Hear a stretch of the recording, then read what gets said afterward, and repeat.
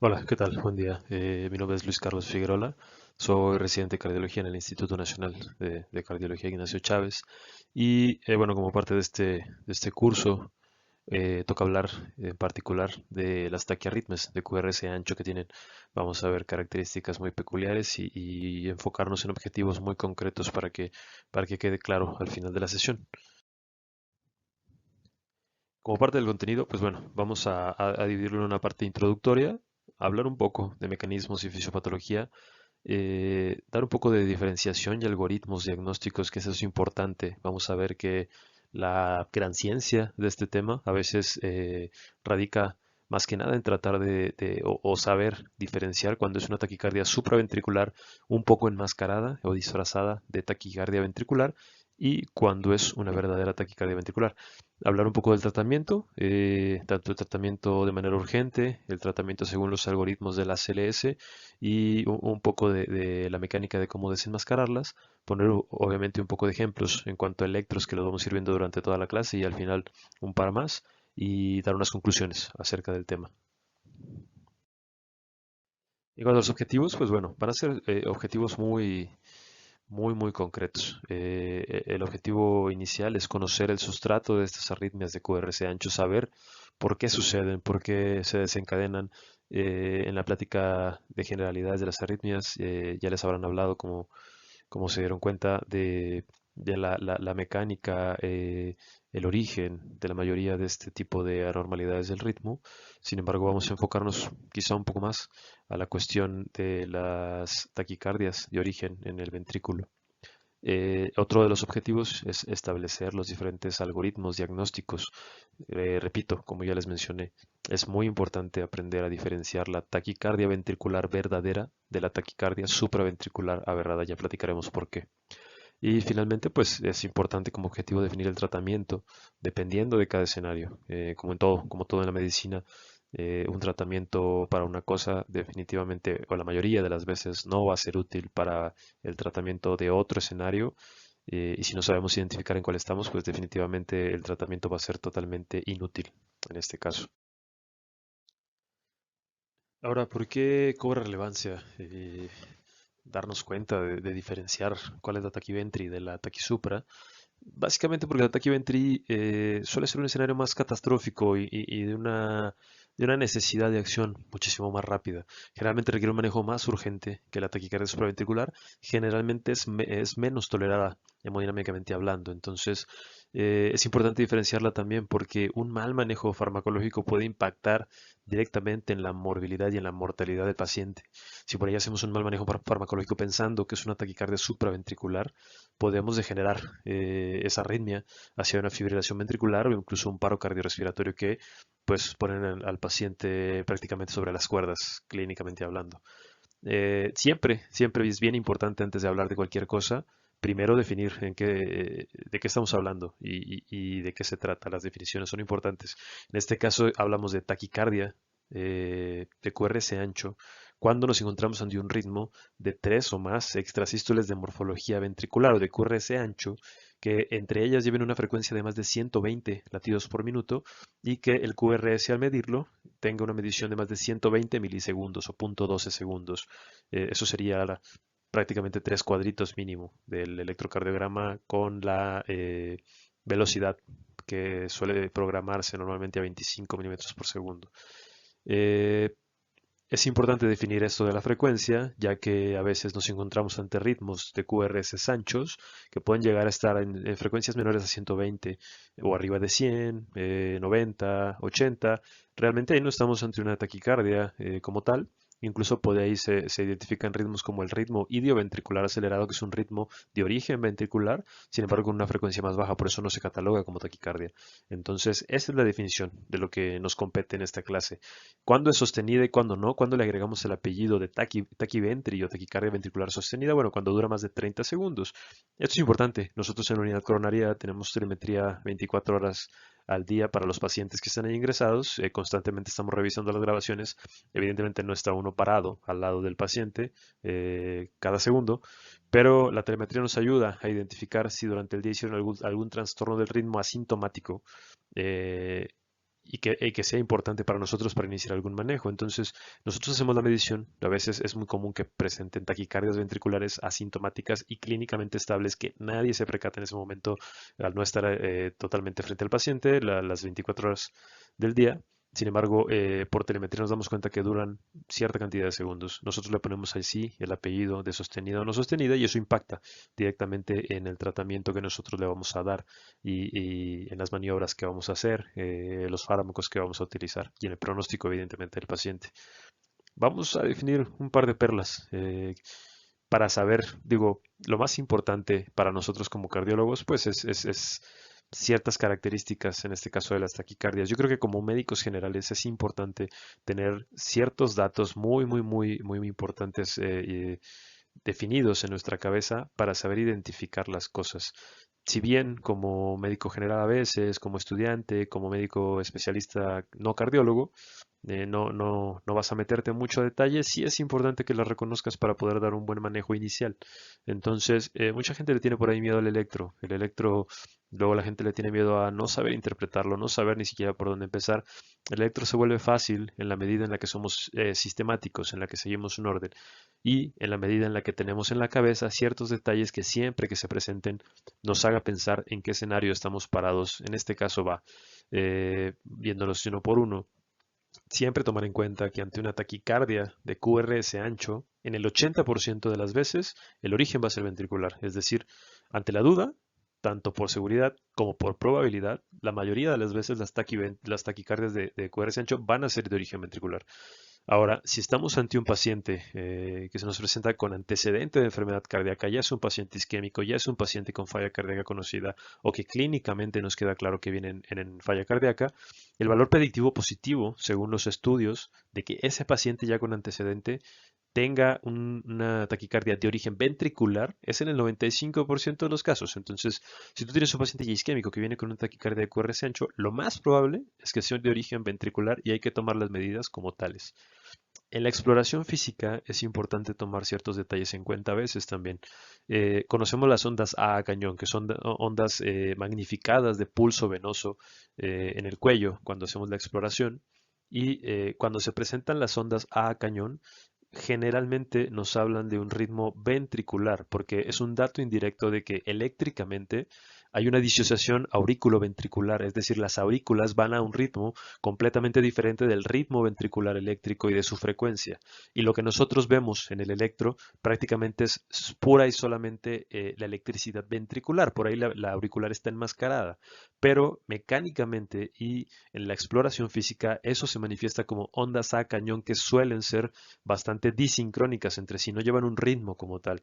Y esto se los menciono porque es importante diferenciar de el pulso venoso en rana, que por ahí lo conocemos, que son prácticamente las ondas a cañón, pero de manera que se dan de manera muy rítmica, son completamente rítmicos. Prácticamente con el pulso vemos también las ondas de pulso venoso magnificadas a la misma frecuencia.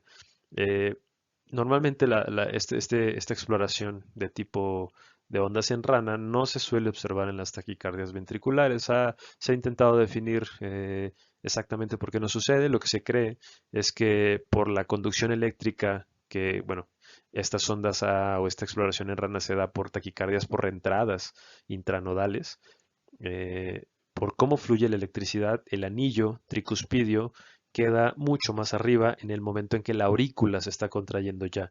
Y eso hace que la capacidad auricular no sea tan grande porque el anillo está ocupando mucho espacio y sea más marcado el signo de este pulso venoso, cosa que no sucede con las taquicardias ventriculares tan marcadamente porque hay mucha variación en la posición del anillo y cuando está muy abajo la capacidad auricular es grande y no se nota tanto el reflujo al cuello de la circulación venosa. Entonces, una onda a cañón es sugerente de taquicardia ventricular.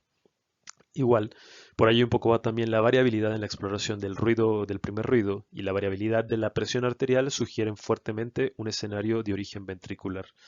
También a la exploración física, si nosotros le pedimos al paciente que realice una maniobra de Valsalva, que es pujar en términos eh, clásicos, cuando termina con una maniobra como el Valsalva, generalmente nos encontramos ante un origen supraventricular. Eh, Les pongo aquí los asteriscos porque evidentemente hay sus excepciones como conducciones fasciculares o taquicardias ventriculares fasciculares, que ya son taquicardias que entraremos más a detalle y que no son de la competencia de esta clase, pero sí existen taquicardias ventriculares que pueden llegar a terminarse con maniobras de Valsalva. Sin embargo, la mayoría no lo hacen, la mayoría no terminan. Y bueno, la inestabilidad hemodinámica. Si un paciente está inestable hemodinámico, ¿tengo que pensar que es taquicardia ventricular? No, realmente no. Eh, Puedes tener taquicardias supraventriculares asociadas a inestabilidad hemodinámica. No depende tanto del origen de la taquicardia, depende más bien mucho de la frecuencia cardíaca a la que va el corazón y de la reserva hemodinámica que tiene ese paciente para soportar esa frecuencia cardíaca. Entonces, no nos da tanta información. La realidad es que sí podemos darnos una idea. La realidad es que es más frecuente que en orígenes ventriculares de las taquicardias se inestabilice el paciente, pero es un dato sumamente inespecífico. Siguiendo, bueno, con los datos que nos pueden ayudar, el QRS es una parte del análisis que nos puede ayudar a identificar de dónde viene la taquicardia. En este caso, la anchura obviamente nos dice o nos hace más probable que su origen sea o no sea ventricular. Entre más ancho sea el QRS, sobre todo hablando de QRS arriba de 160 milisegundos o 0.16 segundos, la probabilidad de que sea de origen ventricular es más alta. Cuando son incluso QRs tan anchos, abarcando 200 milisegundos, que estamos hablando prácticamente de 5 cuadros en la medición estándar del electro, hay que pensar que el origen sea farmacológico. Existen fármacos por ahí, sobre todo los que alteran la fase de despolarización 2, la fase 3 que ustedes ya conocen. Fármacos como la flecainida principalmente generan este tipo de arritmias de conducción lenta a nivel ventricular o de conducción retardada. Entonces, QRs tan largos, hay que tener en mente siempre el origen farmacológico. El típico fármaco, como les menciono, es la flecainida, la que hace esto. También recordar que la despolarización a nivel ventricular pues viene por todo un cableado que viene desde porciones proximales. Entonces, eh, tomar en cuenta que si bien el final son las fibras de Purkinje y el músculo ventricular, mucho antes, pues viene desde el nodo AB, desde su bifurcación en el haz de His, con las dos ramas y con sus fascículos. Entonces, en orígenes muy proximales, como los fasciculares, pues, los QRS pueden llegar a ser no tan anchos, 0.11, 0.14 segundos, rayando en el límite prácticamente de, de la definición de QRS ancho. Vemos aquí un ejemplo de lo que les platicaba hace unos momentos, como la frecuencia ventricular en este caso son frecuencias arriba de 120 latidos por minuto. Aquí hablamos de una taquicardia ventricular no sostenida al durar menos de 30 segundos en total. Un ejemplo abajo es exactamente el mismo ritmo eléctrico, sin embargo con una frecuencia mucho menor de 120 latidos por minuto. Aquí, en este escenario, hablamos de ritmo idioventricular. Ahora, en relación a las taquicardias ventriculares o de QRS ancho, puede tener diferentes morfologías. Cuando están todas, como podemos ver aquí, de la misma morfología, latido con latido eléctricamente hacen la misma conducción, hablamos de una taquicardia ventricular monomórfica. Sin embargo, cuando tienen diferentes morfologías, vemos que latido a latido realmente hay variabilidad de cómo conduce la electricidad a nivel ventricular. Hablamos de una taquicardia polimórfica. En cuanto a la cuestión de, ok, sabemos que es una taquicardia, sabemos que el QRS es ancho, ¿cuáles son nuestras posibilidades diagnósticas? Siempre es importante tener en mente cuáles son nuestras posibilidades de diagnóstico en el escenario en el que estoy parado. En este caso, prácticamente son tres. O si es una verdadera taquicardia ventricular y como vemos en este pequeño diagrama, su origen realmente está en el ventrículo y de ahí despolariza toda la masa muscular, o estamos ante una taquicardia supraventricular que conduce de forma aberrada por un bloqueo de rama, como menciona aquí este ejemplo, es decir, la conducción es normal, sin embargo aquí se topa con un bloqueo de rama, conduce a través de la rama que está predominantemente funcional y después despolariza de manera tardía el resto del ventrículo. Eso va a retardar la conducción a nivel ventricular y va a ensanchar el QRS y si lo hace a frecuencias altas va a simular encontrarnos ante una taquiventri. O la tercera posibilidad es que nos encontremos contra nuevamente una taquicardia que su origen es en la parte superior, en la parte auricular probablemente. Sin embargo, tiene conducción por vía antidrómica, por una vía accesoria, es decir, tenemos un camino abierto que normalmente no debería existir y la conducción eléctrica está predominantemente yéndose o fugándose por esta vía. ¿Por qué antidrómica? Cuando hablamos de taquicardia, sin ser el tema realmente de este módulo, cuando hablamos de taquicardias con vías, vías accesorias, cuando se conduce de manera normal y regresa el estímulo en la parte superior por la vía accesoria, eso es ortodrómico.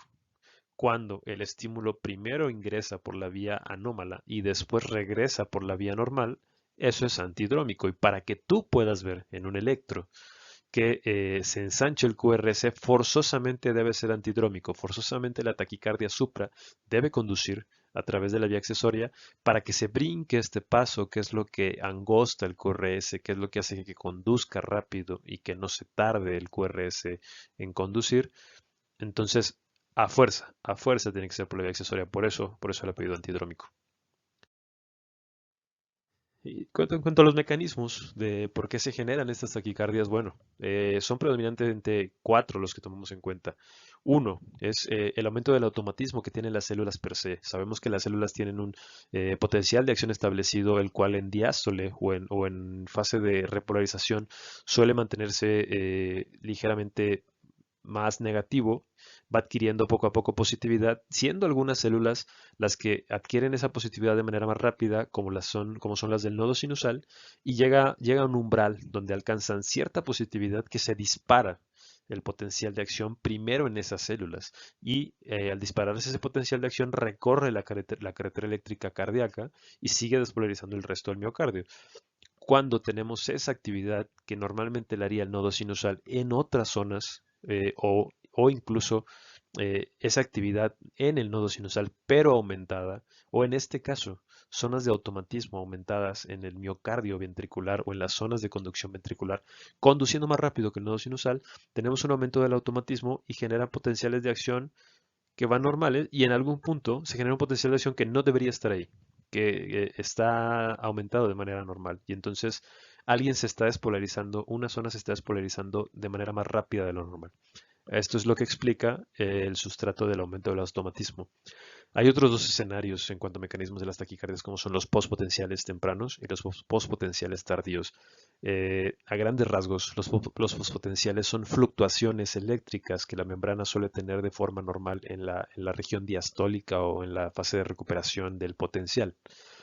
Cuando tenemos estas fluctuaciones de manera más marcada, alguna de esas fluctuaciones puede actuar como trigger y dependiendo en qué zona de la fase, que como aquí vemos este diagramita, pues es el diagrama típico de la despolarización celular en el corazón. Si vemos aquí, hay un potencial, una fluctuación que apareció antes y apareció más grande, por así decirlo, de lo normal y generó un postpotencial temprano que cuando llega a ser lo suficientemente fuerte, pues genera que el potencial de acción se prolongue y genera que la electricidad y la corriente, por ponerlo de alguna manera, se perpetúe. Y entonces eso es un sustrato arritmogénico. Generalmente esto se ve muy favorecido por bradicardias. Los ritmos bajos generan postpotenciales tempranos y este es el típico escenario en donde se desencadena una taquicardia. Otra forma de desencadenar taquicardias es las mismas fluctuaciones por pospotenciales tardíos, pero que en este caso caen ya en la fase prácticamente 4, en la fase 0 de la despolarización celular. Y entonces en algún punto caen en esa zona, recorriendo eléctricamente entonces todo el miocardio y generando el sustrato de la taquicardia. Estos postpotenciales tardíos son muy típicos sobre todo de almacenes aumentados de calcio o incluso de intoxicaciones farmacológicas también, intoxicaciones por digital. Y un último mecanismo de arritmogénico son las reentradas. Generalmente las reentradas tienen que tener en las vías de conducción que pueden ser micro reentradas, reentradas intercelulares entre células, reentradas en zonas específicas del miocardio o reentradas, macro reentradas en zonas grandes del miocardio. Esto ocurre a cualquier nivel. Y generalmente cuando la electricidad tiene dos caminos para recorrer, pues lo hace sin ningún problema, despolarizando todas las células que se encuentran a su alrededor. Sin embargo, algunas veces hay, digámoslo así, obstáculos eléctricos que no pueden cruzar. Esto puede ser una cicatriz por un infarto, puede ser una anomalía muscular congénita, puede ser de muchos tipos. A final de cuentas, lo que la electricidad hace es recorrer el camino que sí puede recorrer en esta zona, cuando regresa, encuentra La zona que inicialmente estaba tapada la puede volver a cruzar de regreso y la zona que había despolarizado ya se encuentra en un periodo de volverse a poder despolarizar si un estímulo es lo suficientemente importante para despolarizarla. Entonces se forma la típica rentada, que es conducir electricidad en círculos, y esto es el sustrato para que una arritmia se mantenga y sea persistente. Como les decía, este sustrato puede suceder tanto a nivel celular como a nivel de zonas cicatrizales específicas del miocardio, como en los infartos, sobre todo, como lo muestra este diagrama, donde tiene zonas de fibrosis, zonas de necrosis, zonas de isquemia, que definitivamente generan un laberinto eléctrico que termina siendo un cortocircuito y es una macro reentrada y es un sustrato arritmogénico importante. Ahora vamos a ir enumerando algunas características ya más específicas que nos ayuden a diferenciar cómo saber si el origen es ventricular o supraventricular. De entrada, la disociación auriculoventricular es un dato muy importante, es decir, que eléctricamente nosotros nos podamos dar cuenta que la aurícula y el ventrículo están latiendo por su lado cada uno. Esto nos da la certeza de que la taquicardia que nosotros estamos viendo en el electro es de origen ventricular porque la aurícula va por otro lado, entonces no tiene nada que ver lo que estamos viendo eléctricamente con la aurícula. ¿Cuál es el problema o la situación? Pues bueno, solamente el 30% nos dan un ritmo identificable para saber que hay una disociación auriculoventricular. ¿Dónde tenemos que buscar esta disociación auriculoventricular? Bueno, en las derivaciones donde la onda P vaya a ser más prominente y que el QRS por su voltaje no nos meta tanto ruido en teoría. Esto va a variar mucho con la posición eléctrica, pero de manera general, normalmente en las derivaciones inferiores podemos ver bien la onda P y el QRS no nos mete tanto ruido. Eh, Otra posibilidad es utilizar derivaciones especiales, donde la onda P se va a ver aumentada generalmente en voltaje. Una de ellas es las derivaciones de Lewis. Estas derivaciones de Lewis hacen referencia a colocar la derivación periférica que va en el brazo derecho, ponerlo en un chupón que se coloque en el segundo espacio intercostal al lado derecho del esternón. Y la derivación que va en el brazo izquierdo, colocarla con un chupón en el cuarto espacio intercostal del lado derecho del esternón. Entonces prácticamente generamos un circuito eléctrico que pasa muy cerca de las aurículas y eso magnifica el voltaje de las mismas, haciendo más fácil que las veamos. Estos son ejemplos de cómo se vería el ritmo de la taquicardia de QRS ancho de origen ventricular y que súbitamente logra aparecer sin ser enmascarada la despolarización de la aurícula, como lo vemos aquí. Vemos que continúa el ritmo y en un par de ocasiones llega a aparecer de nuevo la despolarización de la aurícula, no siempre tan franco como podemos ver aquí, apenas se genera una muesca, pero sí nos tenemos que dar esa idea siempre que veamos una morfología rítmica similar de QRS y que súbitamente alguna de ellas ya no tenga la misma forma que venía teniendo. Entonces ahí es cuando hay que sospechar. Este es otro ejemplo, como podemos ver aquí, de apariciones súbitamente en regiones que sugieren despolarizaciones auriculares como estas que estoy señalando por acá. Eh, por aquí otros ejemplos donde se alcanzan a ver, aunque no tan marcadamente, despolarizaciones auriculares. Disociación AB, muy sugestivo de taquicardia ventricular. Otros datos que podemos ver muy asociados con la disociación AB, recuerden como les decía, disociación AB habla de que aurículo y ventrículo llevan ritmos diferentes. ¿Cuándo puede desenmascararse también? Como ya decíamos, cuando se veía el latido auricular o cuando hay dos fenómenos que se pueden dar. Uno son los latidos de captura, es decir, dentro de la taquicardia ventricular que se está generando, que es una tormenta eléctrica impresionante y de gran voltaje que oculta todo lo que está sucediendo arriba, de repente se llegan a meter latidos que conducen por la vía normal y que despolarizan al miocardio de manera normal y entonces genera un QRS que es de origen supraventricular y que es completamente normal y que se mete entre los latidos ventriculares anómalos. Entonces, cuando vemos este latido de captura, es muy sugestivo de taquicardia ventricular porque lleva su ritmo el ventrículo. Y otro fenómeno que se suele presentar a veces, te digo, 20-30% no es tan común, eh, son los latidos de fusión, un mecanismo muy parecido. Sin embargo, aquí, cuando quiere conducir el latido normal a través de la vía normal, alcanza a despolarizar las zonas miocárdicas. Sin embargo, hay otras zonas que se despolarizan por el foco ectópico que estamos teniendo en el origen ventricular. Y entonces se fusiona ese QRS y tiene características tanto del normal que iba a ser como del anormal que se está gestando y quedamos con un QRS de morfología intermedia, a lo cual llamamos latido de fusión, y esto se presenta en las taquicardias ventriculares. Otro dato importante para la diferenciación es que cuando ustedes vean estas taquicardias de QRS ancho, se fijen en las derivaciones precordiales. Si todas las derivaciones precordiales tienen la misma concordancia, es decir, son las de B1 a B6, vemos que todas son positivas o todas son negativas, es otro dato sugestivo fuertemente de una taquicardia de origen ventricular. Como vemos aquí, la polaridad de todas los QRS, de todos los QRS de B1 a B6 son negativas y en este caso toda la polaridad que vemos aquí es una polaridad positiva o predominantemente positiva. Entonces, eso es altamente sugestivo de un origen ventricular. Generalmente cuando tienes derivaciones o concordancia negativa, como en este caso, es porque el origen de la taquicardia ventricular es en la pared anterior de los ventrículos. Cuando hay una concordancia positiva, perdón, como en este caso, generalmente el origen es en el ventrículo o en la pared posterior de los ventrículos. Eh, Taquicardias como perla, taquicardias con concordancia negativa casi siempre van a ser taquicardias ventriculares. Taquicardias con concordancia positiva, hay otros orígenes supraventriculares que sí lo pueden dar. Entonces, no confiarnos siempre que la polaridad sea predominantemente positiva, pero sí tener la idea de que si es negativa, lo más probable, como en este caso que vemos acá, es que sea de origen ventricular. En cuanto a la duración, como platicábamos hace rato del QRS y que ponemos por aquí ejemplos, también depende mucho del tipo de bloqueo o de cómo conduzca. Siempre recuerden que las taquicardias ventriculares, viendo la morfología en las precordiales, vamos a ver si la morfología es como de rama derecha o de rama izquierda, que son morfologías que ya identificamos perfectamente bien. Morfologías que en B1 recuerden que es un RSR o ondas casi siempre positivas y con doble pico, por darlo de una manera muy somera, y las morfologías de la rama izquierda en B1 son ondas predominantemente negativas y que esta morfología positiva con doble pico y QRS ancho se ve más en B6. Entonces, dependiendo de cómo sea la taquicardia, también va a ser cuál va a ser nuestro corte para la anchura del QRS que nos sugiera que el origen es ventricular o no.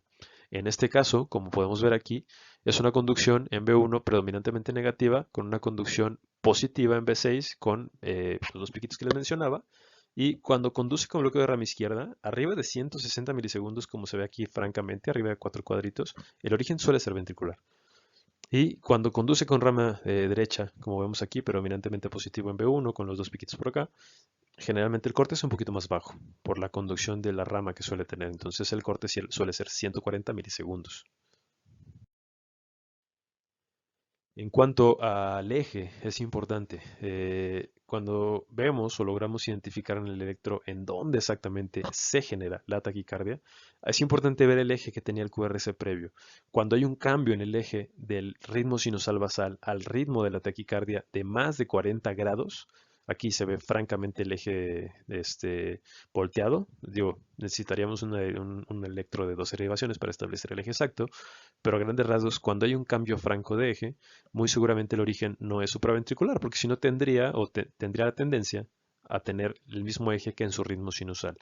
Y dependiendo del origen, cuando vemos que conducen rama izquierda, rama derecha, el origen, como pueden ver aquí, dependiendo de su relación con las precordiales y con las derivaciones periféricas, pues nos va a sugerir el origen de la taquicardia, ya sea que tengamos un origen en el ápex, donde en las derivaciones inferiores, francamente, vamos a ver ejes negativos o QRS negativos. Esto es porque el origen es apical. Cuando el origen se acerca más a la base, pues vamos a ver cómo en las derivaciones inferiores suele tener unos QRS predominantemente positivos. Esto nos ayuda a orientarnos un poquito en el origen más que nada.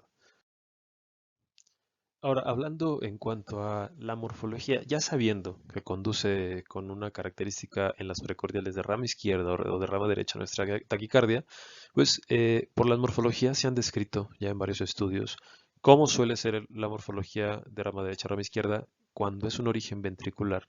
Y esto es altamente sugestivo. De hecho, como vamos a ver más adelante en un cuadrito que les voy a mostrar, la especificidad de los algoritmos diagnósticos, una de ellas, uno de los pasos a algoritmos diagnósticos es la morfología en precordiales y van a ver que de todos los criterios que pudiéramos usar, el más específico suele ser esto de los criterios en precordiales. Entonces es importante identificarlos, si bien aprendérselos puede llegar a ser un poco complejos y saber que o tener a la mano donde buscar para comparar nuestro electro con este tipo de morfologías y darnos una idea si eso no es una taquicardia ventricular.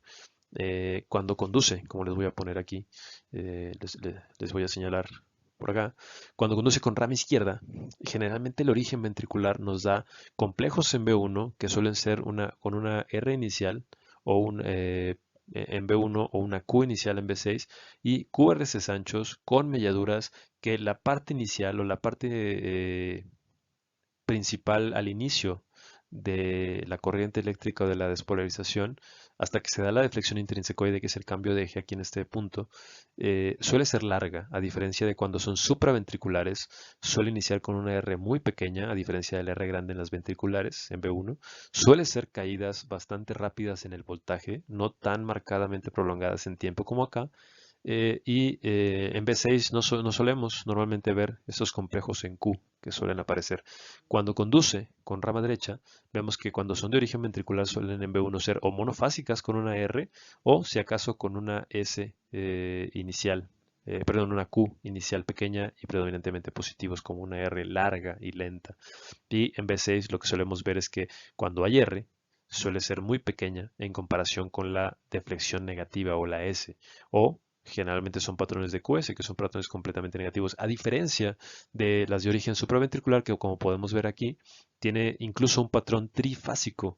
Mencionan varios de los artículos siempre que los patrones trifásicos en morfología de rama derecha en las taquicardias suelen ser de origen supraventricular. Y vemos en B6 como la R suele ser más marcada o la porción positiva suele ser más marcada que la onda S, a diferencia de cuando la morfología de rama izquierda, de rama derecha, perdón, es de origen ventricular. Entonces, todos estos datos son importantes tomándose en cuenta para darnos una idea de dónde viene la taquicardia. Al final, bueno, les pongo un cuadrito que abarca un poco de todo lo que ya platicamos, que es un cuadro comparativo. Como vemos aquí, las capturas y las fusiones, que son un dato indirecto de disociación auriculoventricular, fuertemente sugieren ventrículo como origen. Cuando tenemos un QRS ancho, fuertemente sugieren como origen el ventrículo. Los ejes izquierdos, ejes derechos, como pueden ver aquí, pues no nos dicen mucho porque va a depender mucho del origen, incluso dentro del ventrículo, en la base, en el ápex, pues cómo se va a manifestar el eje. La disociación AB, si bien aquí nos dice que no hay tan marcada diferenciación, pues a final de cuentas sus datos indirectos como las capturas y las fusiones, pues sí nos dan una especificidad importante de que el origen es ventricular, que jale con el manejo de masaje carotidio, sumamente sugestivo de supraventricular. Que comience con una extrasístole auricular, pues suele presentarse cuando son supraventriculares, y la conducción con bloqueo de rama también es un dato que por ahí nos orienta que pudiera ser de origen supraventricular, pero justo como les acabo de poner, hay morfologías de rama derecha que su origen, de hecho, no es arriba del ventrículo. Otro cuadro comparativo, este más en cuanto a las consideraciones clínicas. Cuando tenemos una taquicardia regular de QRS ancho, generalmente es taquiventri. 80%, como ya platicamos de las taquicardias de QRS ancho, son de origen ventricular. El sustrato, recuerden, es un sustrato anatómico o un sustrato patológico cardiovascular. Generalmente el diagnóstico va a ser taquiventri. 96%, recuérdenlo, 95-96%. Cuando hay disociación AB, generalmente va a ser taquicardia ventricular. Ojo, cuando vemos QRS muy regulares, fuertemente sugestivo de una fibrilación auricular, ningún ritmo, generalmente ningún ritmo en el ventrículo que se vea tan organizado y que el origen sea un QRS ancho tan organizado, no suele ser irregular. Dentro del, dentro del desastre eléctrico que se está gestando en el ventrículo, suelen ser muy rítmicos. Si vemos taquicardias de QRS ancho muy irregulares, muy disrítmicas, pensar en que es un FA. ¿Ok? Ahorita vamos a ver un ejemplo. Y cómo responde el nodo a las maniobras, ya sea de Valsalva, adenosina, cosas que bloquean la conducción normal. Si responde positivamente, es decir, si cortas el origen de la taquicardia, seguramente es una taquicardia supraventricular conduciendo con aberrancia. Ahora vamos a hablar de algoritmos ya bien establecidos, donde paso a paso nos explican qué característica buscar en nuestro electro. Si la cumple está aquí Ventri, si no la cumple nos da otra característica a buscar y así sucesivamente. Hay muchísimos algoritmos que desde los años 70 se están desarrollando. El algoritmo de Brugada prácticamente viene desde 1978, pero les voy a presentar aquí tres que son los que más utilizamos, que son los más prácticos y que por sus características de qué te piden yo creo que les pueden ser muchísimo muy útiles para cuando quieran ustedes utilizarlos en su práctica diaria. De entrada, el algoritmo de Brugada es un algoritmo que se analiza en el espectro de las derivaciones de manera general. Cuando tenemos una taquicardia de QRS ancho, aquí lo que sigue es buscar primero, ojo, en las derivaciones precordiales, si tenemos complejos RS, es decir, complejos bifásicos, eléctricamente hablando, por así decirlo. En el momento en que se encuentre un electro, vamos a ver que si lo encontramos, ya de entrada no es taquiventri por de entrada. Cuando cumple este concepto de que no hay ni uno solo que sea bifásico, todos los complejos prácticamente son positivos o negativos, como hablábamos, a esto se refiere a la concordancia. Esto es la concordancia eléctrica. Entonces, en ese momento sí está taquiventri. Cuando sí encontramos complejos con alguna, digamos, bipolaridad o bifacidad, si es, por decirlo de alguna manera, entonces ya no cumple criterio de entrada para ser taquiventri. Hay que irnos a otro criterio. Hay que ir a ver, entonces, en las mismas derivaciones precordiales, en los RS, ahorita esto va a ser más práctico cuando les empiece a mostrar algunos ejemplos, pero si la primera onda, ya sea positiva o ya sea negativa, mide más de 2,5 cuadritos, en ese momento, eso está aquí ventri, ¿ok? Según este algoritmo. Si la primera onda en las precordiales, positiva o negativa, R o S, no mide más de 100 milisegundos o 2,5 cuadritos, es más pequeña, no está taquiventri. Hay que pasar al siguiente criterio. La disociación de los aurículas con los ventrículos. Si encontramos disociación auricular con ventricular, como ya lo vimos en los ejemplos, es taquiventri. Si no la encontramos, nos encontramos ante la necesidad de buscar los criterios morfológicos que justo acabamos de platicar hace unos momentos. Si los cumple, es taquiventri. Si no los cumple, llegamos al diagnóstico por descarte de taquicardia supraventricular conducida con aberrancia. ¿Okay? Vemos aquí que en el estudio original del doctor Brugada y compañía, cómo le asignaron valores de sensibilidad y especificidad a todos estos criterios que les acabo de mencionar. Justo como les decía, sensibilidad, como ya todos sabemos, habla de qué tan probable es qué tan poco probable es que se le vaya alguna taquiventria en este caso, ¿ok? Como vemos aquí, la sensibilidad puede llegar a ser muy baja en algunos de los criterios o muy alta, como lo vemos en los criterios morfológicos. Pero aquí lo más importante, por eso cuando no nos sale el criterio, no se acaba el algoritmo porque su sensibilidad es baja. Es decir, cuando nos sale, seguro está taquiventri, pero si no nos sale, hay un 80%, por decirlo de alguna manera muy general, que se pudieran por ahí estar escapando. Entonces pasamos a otro criterio que incluso ya tiene una sensibilidad más alta, se le van a escapar menos, pero aún así se le van a ir. Si sale, su especificidad es alta. Sin embargo, si no sale, hay que seguir buscando criterios. A eso se refiere con estos términos. Hay otro algoritmo que incluso es un poquito más sencillo, en lo particular me pareció un algoritmo más sencillo de seguir. Eh, es el algoritmo de Berkeley. Este solo se centra en la derivación ABR, que como todos sabemos es una derivación que está arriba y a la derecha, entonces ventricularmente hablando está alejada de toda actividad ventricular. Por eso es igual, vámonos, se va uno paso por paso. En ABR, si la onda inicial, como vemos aquí, es positiva o es una R, la cumple taquiventri. Esto porque si el origen es ventricular y tenemos una derivación que está en el hombro derecho, eh, forzosamente tenemos que ver que el complejo de despolarización se acerca a ese hombro derecho. Todo lo que se despolarice abajo se va a acercar al hombro derecho. Entonces, es una explicación muy somera, como les decía, pero por eso cuando vemos positividad como una R en ABR inicialmente, esto está aquí ventri. ¿No lo cumple? Vamos al siguiente criterio. En ABR, cuando la R o la Q inicial, es decir, esta porción inicial de despolarización, mide más de un cuadrito, 40 milisegundos, como en este caso, mide 2 cuadritos, como vemos aquí, esta onda, taquiventri, ¿ok? ¿No lo cumple? Nos tenemos que ir al siguiente criterio. Cuando la onda descendente, en derivaciones que su onda inicial es descendente, tienen estas melladuras o notchings o notch como les llaman, en derivaciones predominantemente negativas como en esta, si lo cumple esto está taquiventri. Si no lo cumple, vamos al último criterio. que es medir los voltajes de los primeros 40 milisegundos comparados con los últimos 40 milisegundos, es decir, de todo el complejo QRS, vamos a agarrar su primer cuadrito y su último cuadrito y vamos a ver cuánto voltaje abarca. Aquí lo principal es observar que el voltaje sea más voltaje el que abarque en regresar al final a la isodifásica que el que abarque en los primeros 40 milisegundos. Como ven aquí es prácticamente un milivolt del que baja y aquí son casi 3 milivolts los que sube. Cuando sacas la relación, esta relación te va a dar menos de 1 porque el final es más grande que el inicial y este criterio al cumplirse da el diagnóstico de taquiventri. ¿Ok? Si no lo cumplimos otra vez por descarte, llegamos al diagnóstico de taquicardia supraventricular aberrada. Y bueno, finalmente un algoritmo que es relativamente sencillo al solo analizar. De hecho, una característica en la segunda derivación, la derivación 2 inferior periférica, es la de Pavie-Cols, que básicamente lo que hacen es tomar en cuenta desde que inicia el QRS hasta que hace el cambio de su polaridad de positiva a predominantemente negativa. Esto podría incluso ser al revés. Si el QRS fuera negativo, tomaríamos el punto en el que empieza a convertirse en positivo, ¿ok? Y tomando el punto del inicio al punto de el final de este cambio de polaridad, vemos cuánto mide. En este caso son 1, 2, 3, 4, prácticamente 5 cuadritos.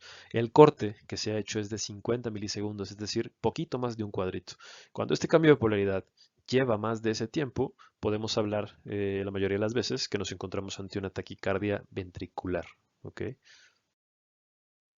Dando un poquito el tratamiento de estos pacientes que nos llegan en un escenario de este tipo, bueno, de entrada lo que habíamos platicado un poco antes, cuando hay una taquicardia de QRS ancho, lo primero que podemos hacer es dar un masaje al seno carotidio, aplicar maniobras vagales, como las diferentes que conocemos, o hacer una maniobra vagal farmacológica, por así decirlo, es decir, dar un medicamento que va a bloquear la conducción a través del nodo AB.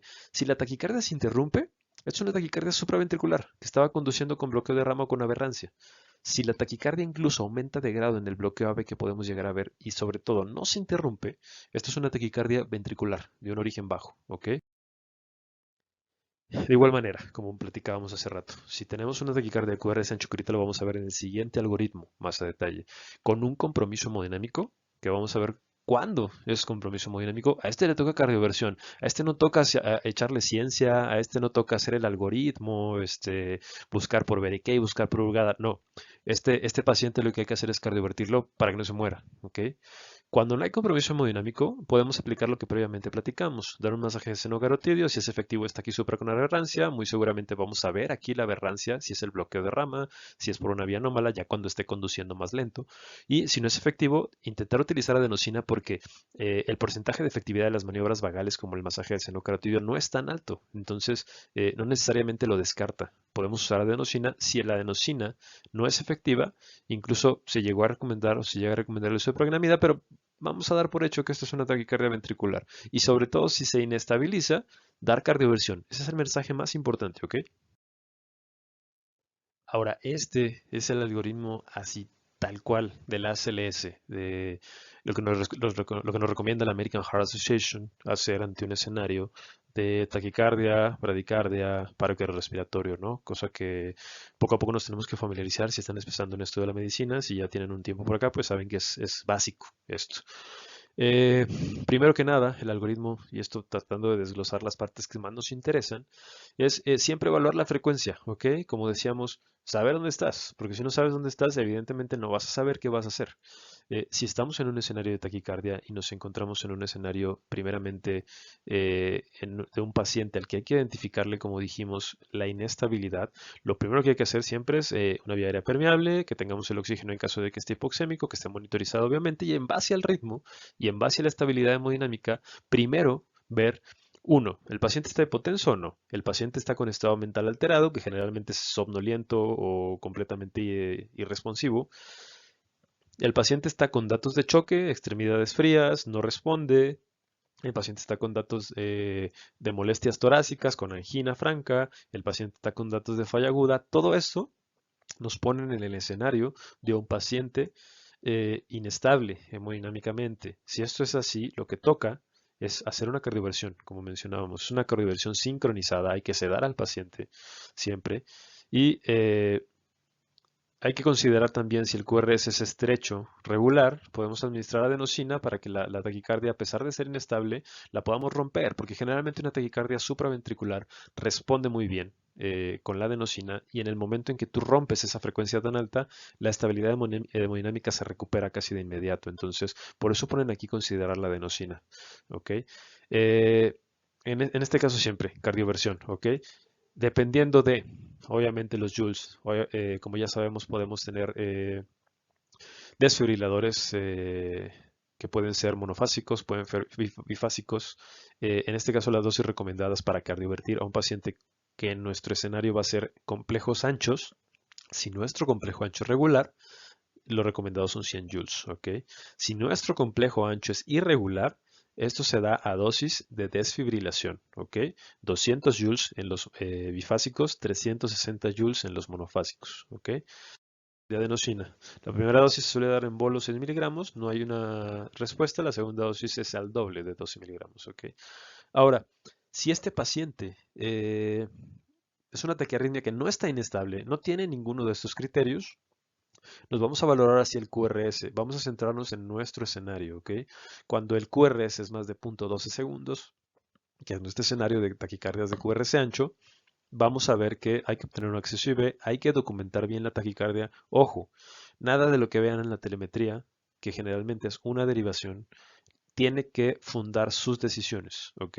Siempre hay que tomar un electro. Van a ver por ahí, uno cuando está en el R1 de cardio, pues lo que más hace es tomar electros, ¿no? Más que, más que ver películas, que cualquier otra cosa que se imaginen, uno toma electros como enajenado. Y generalmente uno se ve en el escenario de tener que estar tomando muchos electros cuando hay un paciente inestable, porque tus RMAs, tus adscritos, gente que ya está más aclimatada a este tipo de situaciones, te va a pedir que constantemente estés tomando electros, que llega el paciente con la taquicardia, se le desfibrila, sale del choque, toma el electro, y cuando llegó se le tomó, que vuelve a entrar en taquicardia, se le vuelve a tomar electro, que le vas a pasar enosina, toma el electro corrido, es decir, a lo que voy es que para que ustedes puedan fundamentar un nombre y un apellido para una taquicardia, lo ideal es que tengan un electro de 12 derivaciones. No vean el monitor y digan, ah, mira, se ve ancho, seguramente es una taquicardia ventricular, ¿no? Si la situación lo amerita porque es una urgencia, adelante, pero idealmente hay que tener un electro de 12 derivaciones.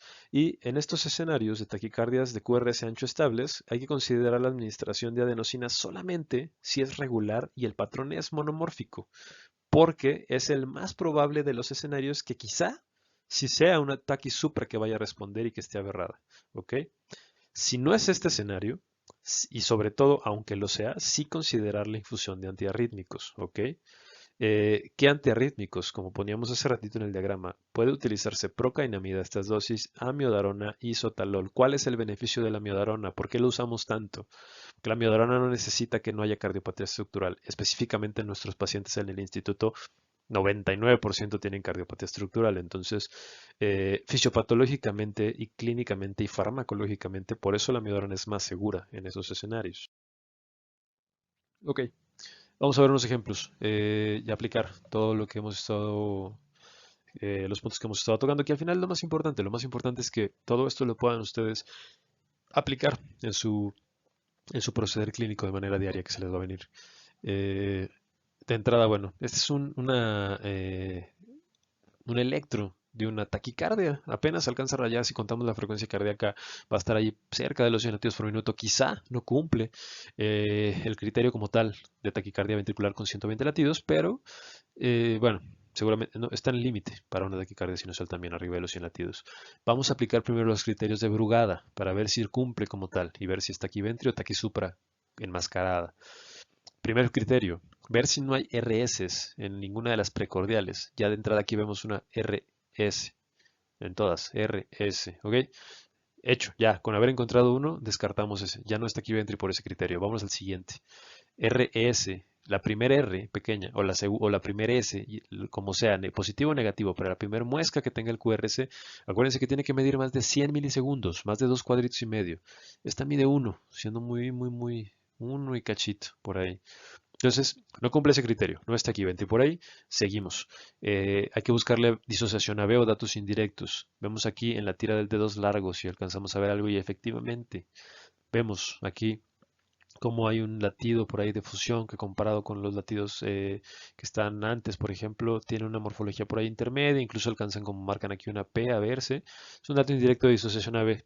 Hecho, con eso ya nosotros tenemos el diagnóstico de taquicardia ventricular. Si no hubiéramos cumplido este criterio de disociación AB, tendríamos que buscar ahora los criterios morfológicos de rama derecha o de rama izquierda. En este caso conduce como rama izquierda, como se fijan. Habría que buscar los criterios que una rama izquierda tiene que cumplir para ser taquiventri, ¿ok? Eh, Apliquemos el deber que vayámonos a ABR nada más. ¿Ok? Nos dice R inicial, que sea positivo. Lo cumple, punto. Taquiventri, no hay que buscarle más. ¿Ok? Si quisiéramos aplicar los demás criterios, pues habría en segunda ocasión, en segundo punto, que ver si la R o la S, hasta que cambian de polaridad, mide más de un cuadrito. Francamente aquí va a medir más de un cuadrito porque es totalmente positivo, ¿no? Si tuviera francamente negativa, habría que buscarle un notch, no es el caso, cumple el criterio de la positividad desde el inicio. Y habría que medir también el primer cuadrito en comparación con el segundo cuadrito y ver su voltaje. Si lo llegáramos a hacer, vamos a ver que el cambio de voltaje va a ser más marcado en la segunda mitad del QRS. Pero bueno, son criterios que en este caso salen sobrando. Desde el inicio, con Berekei cumplíamos para taquiventri, ¿ok? Vámonos ahora con este electro. De entrada, ¿qué es lo primero que tenemos que darnos cuenta así a grandes rasgos? Podríamos aplicar el algoritmo de Brugada, de Berekei, de PAPS. eh, Sin embargo, no es tan necesario en este caso porque lo que pueden observar es franca irregularidad de los QRS que habíamos dicho. Generalmente los orígenes ventriculares no son irregulares, son muy regulares. Generalmente esto nos habla de una taquicardia de origen supraventricular, más específicamente un FA, que si se fijan las distancias entre RR y RR son muy variables, a veces son muy cortas, a veces son muy largas.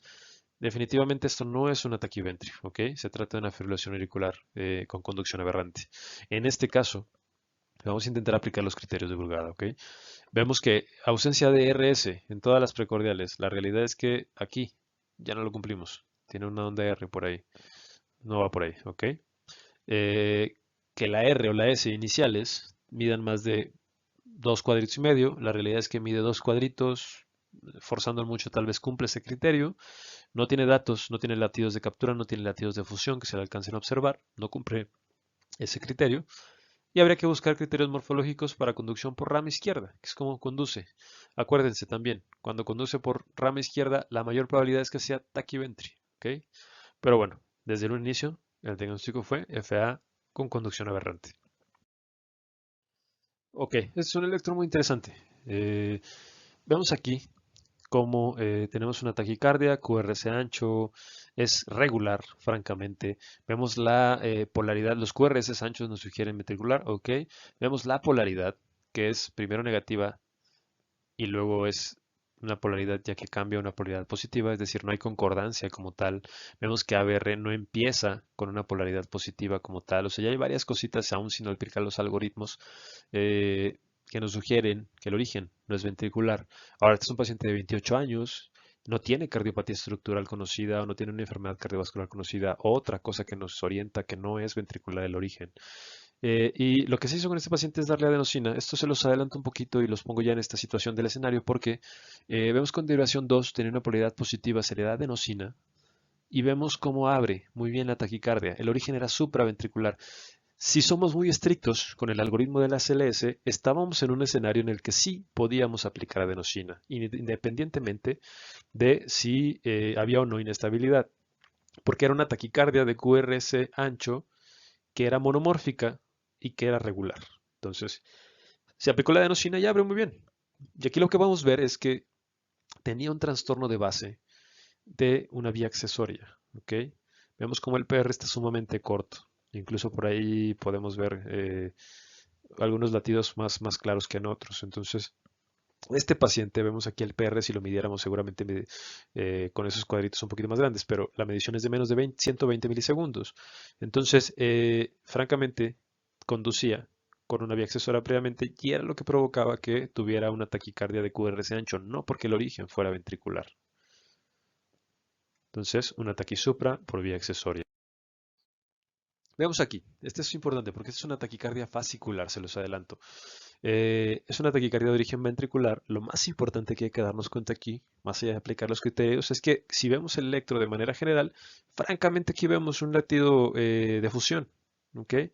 Vemos cómo se queda un QRS con una morfología intermedia, como que quiso ser normal, como que quiso ser de los del origen ventricular, y se ve cómo hace una captura. Entonces, acuérdense, captura, dato indirecto de una taquicardia de origen ventricular.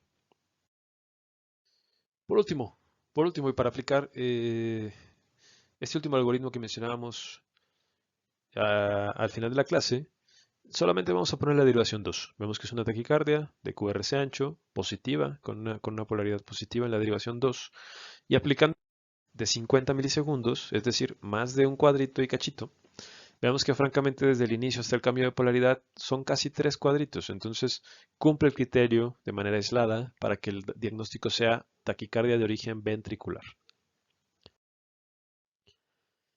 Y bueno, las conclusiones, ¿qué nos tenemos que llevar a casa de todo lo que hemos platicado? Varios puntos muy concretos, un par. Eh, de entrada, no toda taquicardia de QRS ancho es de origen ventricular. Acuérdense, hay taquicardias que vienen de arriba, pero que conducen con QRS ancho. ¿Ok? Están disfrazadas por ahí. Es importante identificarlas porque el tratamiento es distinto y la respuesta al tratamiento también va a ser distinta.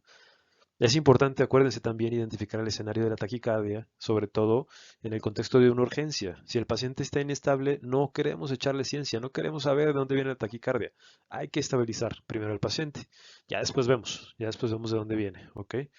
Y importante también conocer que hay diferentes algoritmos. Es difícil aprendérselos de entrada a todos, incluso para nosotros como cardiólogos, pero saber que existen, saber dónde buscarlos, siempre la medicina, más que memorizar todo a la perfección, muchas veces es más bien saber, conocer en dónde lo tienes que buscar. Y en base a eso, pues bueno, los algoritmos nos ayudan a establecer un diagnóstico más preciso. Son diferentes caminos para llegar al mismo objetivo y el objetivo pues es diagnosticar el trastorno del ritmo que tenemos enfrente, básicamente. Pero bueno, les agradezco mucho su atención. Quedo a su disposición para cualquier duda que necesiten y espero podamos vernos pronto en algún otro taller, en alguna otra clase. Muchas gracias.